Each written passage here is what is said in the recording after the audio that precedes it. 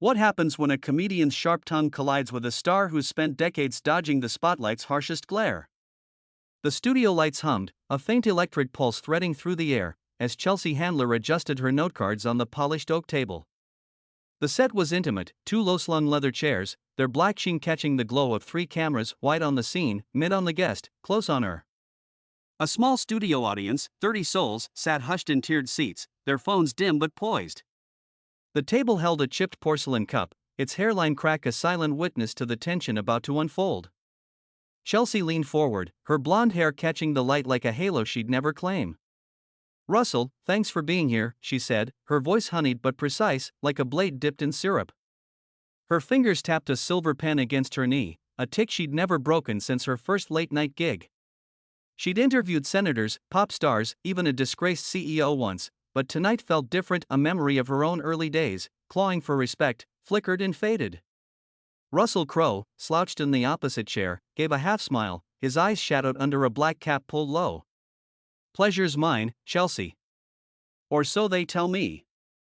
His Australian drawl carried a playful edge, but his hands, calloused and thick, rested too still on the armrests. The microphone clipped to his jacket caught the faint rustle of fabric as he shifted. He'd come off a grueling film shoot, his face weathered, a faint scar above his collar glinting under the lights. The audience chuckled softly, a ripple of anticipation. The cameras whirred, their motors a low buzz. Chelsea tilted her head, her smile unwavering. "Let's start easy. You've been in the game, movies, music, even rugby investments. What's driving you these days? What keeps Russell Crowe up at night?"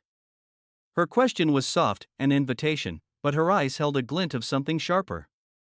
Russell's jaw tightened, just for a moment, before he leaned back, spreading his arms. "What keeps me up? Good whiskey and bad decisions, mostly." The audience laughed, louder this time, and he flashed a grin, but his fingers drummed once on the chair, quick, involuntary. "Nah, it's the work. Always the work. You tell stories, you keep people honest. That's the gig, right?" His gaze flicked to her, testing. Chelsea nodded, scribbling a note, the pen's scratch audible in the quiet. "Stories, sure. You've told plenty, Gladiator, a beautiful mind. But let's talk about the man behind the stories. Family's big for you, yeah? 2 boys, a life in Australia. How do you balance that with the Hollywood machine?" Her tone stayed light, but the question nudged a boundary, probing the private. The chipped cup gleamed as a stagehand's shadow passed behind a light. Russell's smile faltered, then returned, tighter. "Balance? You don't. You just make choices. Kids come first, always. Hollywood's a circus, but I don't let it in my house." His voice was firm, almost rehearsed, but his left hand brushed the scar above his collar, a fleeting gesture. The mid-camera lingered on it, catching the flicker of unease. Chelsea's pen paused. She remembered her own childhood, the chaos of a big family, the way she'd learned to wield humor like armor. "Fair enough," she said, her voice softening. "But the circus follows you, doesn't it? The tabloids, the headlines.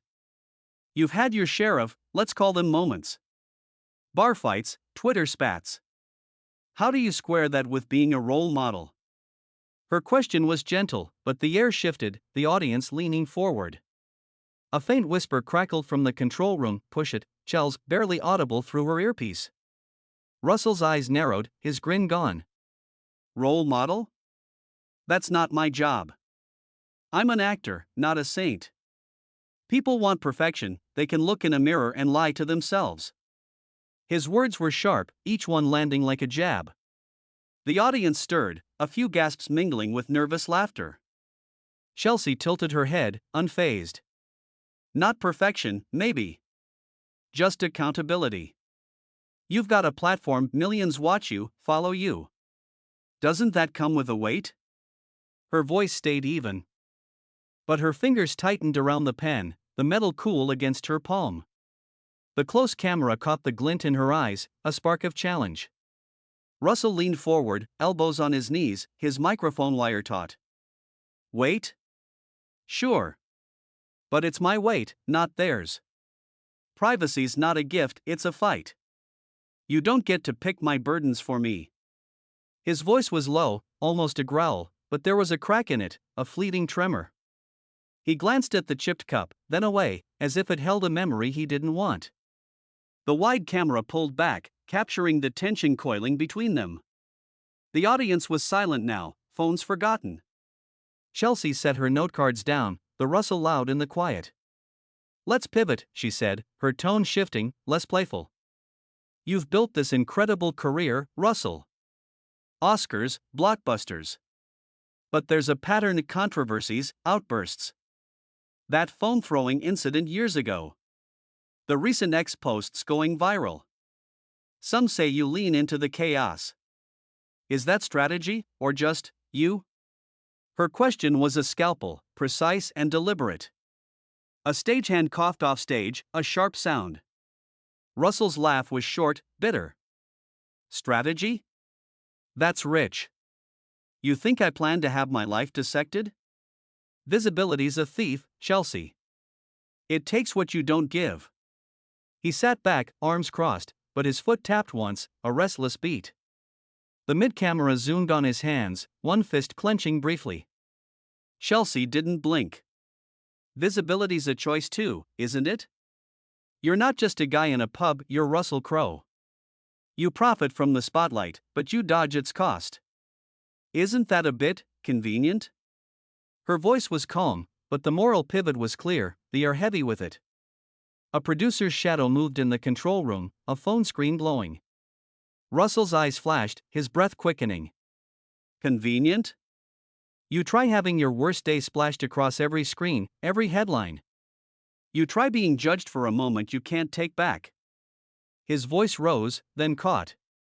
He paused, swallowing, and for a split second, his face softened, a man remembering a wound. Then the mask returned, hard and defiant. "You don't get to lecture me on cost." The chipped cup sat still, its crack a silent fracture in the light. Chelsea leaned forward, her voice steady but laced with steel. "I'm not lecturing, Russell. I'm asking, when does a man with your power own the damage he leaves behind?" The question hung, heavy, morally charged. The audience inhaled as one, a collective breath. The close camera caught the sweat on Russell's brow, the tightening of his jaw. His hand gripped the armrest, knuckles whitening. The microphone wire sang as he shifted, the chair creaking under him. The lights hummed louder, or maybe it was the blood in his ears. He opened his mouth, then stopped, his eyes locked on hers. The studio held its breath. The studio lights buzzed, a low drone that seemed to pulse with Russell Crowe's tightening grip on the armrest. His chair creaked, the leather squeaking as he leaned forward, his eyes burning into Chelsea Handler's unflinching gaze. Her final question, when does a man with your power own the damage he leaves behind? Hung in the air like smoke after a gunshot. The chipped porcelain cup on the table gleamed, its crack catching the light, a silent fracture mirroring the moment. The small audience of 30 froze, their phones poised but forgotten, breaths held in collective suspense. The mid-camera lingered on Russell's clenched jaw, the close camera on Chelsea's steady blue eyes. Russell's lips parted, a sharp inhale hissing through his teeth. "Own the damage," he repeated, his voice low, almost a growl, but trembling with something raw anger, or maybe something deeper. "You think you can sit there, with your cards and your lights, and judge me for surviving?" His Australian drawl thickened, each word a blade. He stood abruptly, the chair scraping against the polished floor, a sound that cut through the studio's hush. The microphone wire dangled, swaying like a pendulum. Chelsea didn't flinch. Her fingers rested lightly on her notecards, the silver pen still in her hand, its tip gleaming. She'd faced meltdowns before, politicians, pop stars, but this felt different. Like a storm she'd summoned but couldn't control. A memory flashed, her own public missteps, the tabloid headlines that had stung. She pushed it aside. "I'm not judging, Russell," she said, her voice calm but firm, like a teacher disarming a fight. "I'm asking you to see the ripple effect. Your choices aren't just yours." The audience stirred, a murmur rippling through the seats. A woman in the front row clutched her phone, her thumb hovering over the record button. The wide camera pulled back, capturing the tableau, Russell standing, his broad frame looming, Chelsea seated, her posture unyielding. A producer's shadow darted in the control room, a muted whisper crackling through Chelsea's earpiece, "Let him go, don't push." She ignored it. Russell paced a single step, his boots thudding on the stage. "Ripple effect," he spat, his hands slicing the air. "You want to talk ripples? Every choice I make gets twisted, turned into someone else's story. I don't owe the world an apology for living." His voice cracked on the last word, and for a moment, his eyes flicked to the chipped cup, as if it held a ghost of a memory, a lost fight, a private wound. The mid-camera caught the tremor in his hand, a fleeting vulnerability before he balled it into a fist. Chelsea set her pen down, the soft clink loud in the silence. "No one's asking for an apology," she said, her tone softening, but her eyes held their edge. "But when you're Russell Crowe, your life isn't just yours. That fight in '05, the phone incident, people got hurt. Not just you." Her words were deliberate, each one a step closer to the moral line she'd drawn in part 1. The audience gasped softly, a collective intake. A stagehand froze, his clipboard trembling. Russell stopped pacing, his back to her, facing the dark edge of the set. The lights cast his shadow long and jagged across the floor. "You don't know what it's like," he said, quieter now, almost to himself. "To have every mistake carved into stone. To have your kids read it." His voice broke, just for a second, and the close camera caught the glint of moisture in his eyes. Then he turned, his face hard again. "You want me to play the penitent? Not tonight." He reached up, ripped the microphone from his jacket, and tossed it onto the table. It landed with a dull thud, the wire coiling like a snake. The audience gasped louder now, a few phones flashing as they recorded.